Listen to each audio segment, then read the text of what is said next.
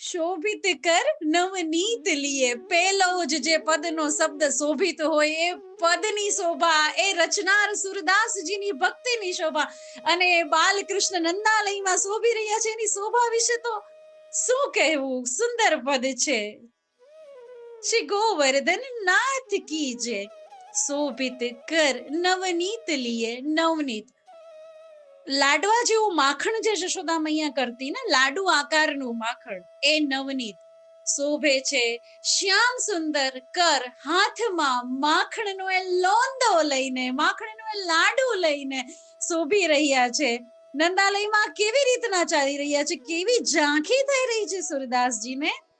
ઘુટુરન ચલત રેણુ તન મંડિત, મુખ દધી લેપ કીએ. ઘુટરન પર ચાલે છે, ગોઠણ પર ચાલે છે. હવે સખીજનો ઝાંખી તો કરો. બે ગોઠણ ખોડેલા છે નીચે, એક હથેળી ખોડેલી છે અને એક હથેળીમાં તો નવનીત બિરાજે છે, નવનીત પ્રિયાજીનું. હવે નવનીત તો એને એટલું પ્રિય, માખણ તો એને એટલું પ્રિય કે એના ઉપર તો ન રજ લાગવા દે, ન પડવા દે, ન આમ તેમ થવા દે, ન દાઉ ભૈયાને લઈ જવા દે, એટલું પ્રિય. તો એને તો ઉપર જ રાખ્યું છે. તો ત્રણ આધાર લઈને ચાલે છે, બે ગોઠણના અને એક પગ, એક હાથનો, અને એક હાથમાં તો માખણ છે. તો આમ તેમ થઈ જાય છે, તો ક્યારેક કોણી ખોડી દે છે અને ફરીથી નવનીતને ઉપર કરી દે છે, પણ નવનીતને આંચ નથી આવવા દેતા.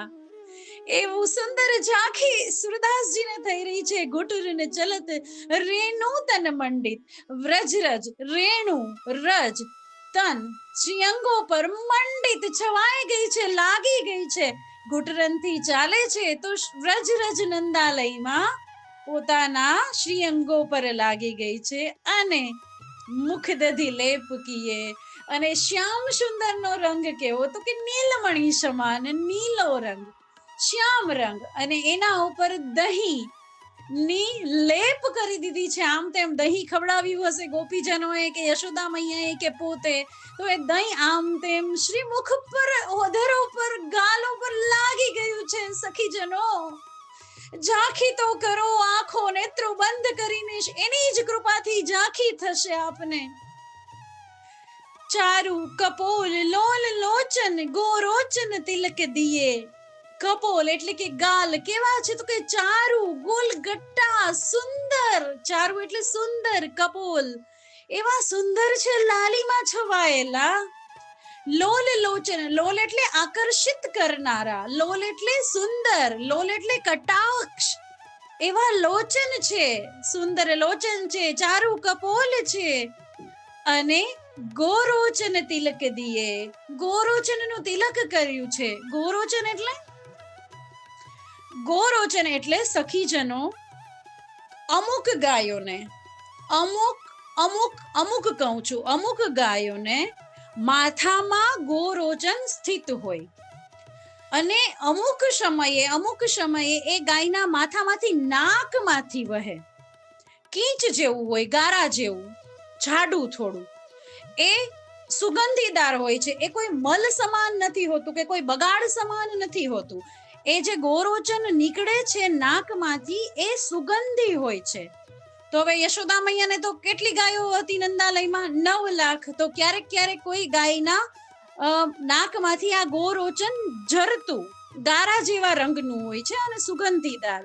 તો એનું યશોદા મૈયા શ્રી ઠાકોરજીને તિલક લગાવતા.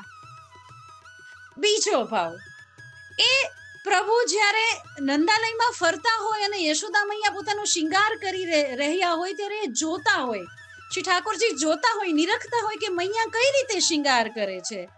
તો મૈયા કઈ રીતે શિંગાર કરે છે કે બિંદી લગાવે, પછી એક નેણ ઉપર સફેદ બિંદી, પછી લાલ બિંદી, સફેદ બિંદી, લાલ બિંદી, એવી રીતે કમલપત્રાવલી યશોદા મૈયા બનાવે. તો લાલો પણ જોવે, માંગે, યશોદા મૈયા ના આપે કે ના, તું બગડી જાય, આખો હમણાં નવડાવ્યો છે તને. તો પ્રભુ શું કરે?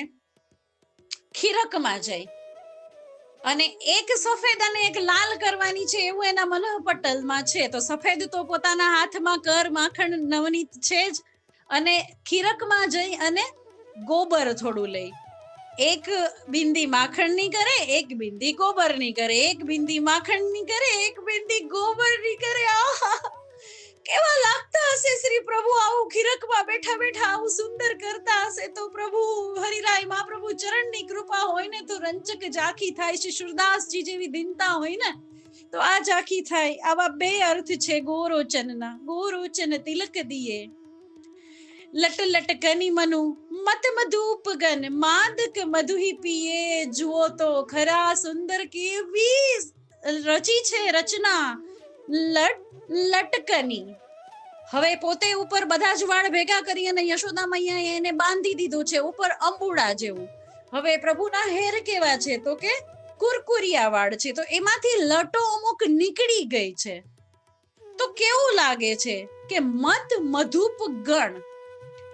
મત એટલે નશાવાળા, જેમાં નશો ભર્યો હોય, જેની ચાલ એવી મદ મસ્ત હોય એવા મધુપ એટલે કે ભવરાઓનો ગણ લટને સરખાવે છે એની સાથે જે અંબુડામાંથી નીકળી ગઈ છે.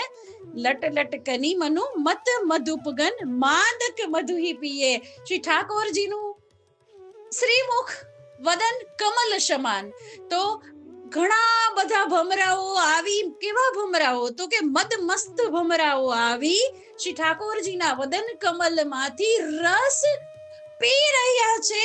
મદક મધુહી પીએ, મધુનો પી રહ્યા છે. એવી સુંદર રચના છે અને એવા સુંદર ઝાંખી થઈ રહી છે શ્રી ઠાકોરજીની આનાથી. લટોના કપાળ પર, આંખો પર, કપોલ પર, કાન પર આવી જવાથી. અને શિંગારનું વર્ણન કરે છે. કઠુલા કંઠ વ્રજ કે હરી નખ રાજત રુચિ રહીએ. કઠુલા કંઠ એટલે કંઠમાં કઠુલા. કઠુલા કેને કહેવાય કે જે આખી સોનાથી બને. એમાં બંધ કરવાનું કે એવું કાંઈ ન હોય. આખી સોનાની માળા જે સીધી પહેરાવી દેવાની હોય એને કઠુલા કહેવાય. તો એ પહેરાવી છે. અને વજ્ર સમાન કેહરી, વજ્ર કેહરી નખ, વાઘ નખો પહેરાયો છે. વાઘ નખ યશોદા મૈયા એટલા માટે પહેરાવતા પ્રભુને કે મારા શ્યામને કોઈની નજર ન લાગે, મારા લાલો આટલો સુંદર એને કોઈની નજર ન લાગે, અરે મારી મીઠી નજર ન લાગે. યશોદા મૈયા એવું વિચારતા અને વાઘ નખ પહેરાવતા. કઠુલા કંઠ વજ્ર કેહરી નખ રાજત રુચિ રહીએ. હૈયા ઉપર સુંદર, બે અર્થ થાય. એના હૈયા ઉપર આ સુંદર શોભી રહ્યું છે. અને બીજું કે આપણા હૈયામાં પણ શ્રી ઠાકોરજીની આ ઝાંખી હૃદયારૂઢ થઈ છે તો ખૂબ રાજત રુચિ રહીએ. ધન્ય શૂર એકો પલે. સુરદાસજી કહી રહ્યા છે કે આ પલના, આ જે દર્શનના, આ જે વાઘ નખો પહેર્યો છે, જે કઠોલા પહેર્યો છે, જે લટો છે, જે અધર છે, જે દહીં લાગેલું છે, જે હાથમાં નવનીત છે, જે ગુટુરન ગુટુરન પ્રભુ ચાલે છે અને પેંજનિયાનો જે અવાજ આવી રહ્યો છે એની એક જ આખી જો થઈ જાય તો આ એક પલમાં બધું જ સુખ આવી જાય. ધન્ય શૂર એકો પલે સુખ કા સતકલ્પ જીએ. શું કરવું પછી સતકલ્પ જીવીને જો આ ઝાંખી રંચક થઈ જાય તો.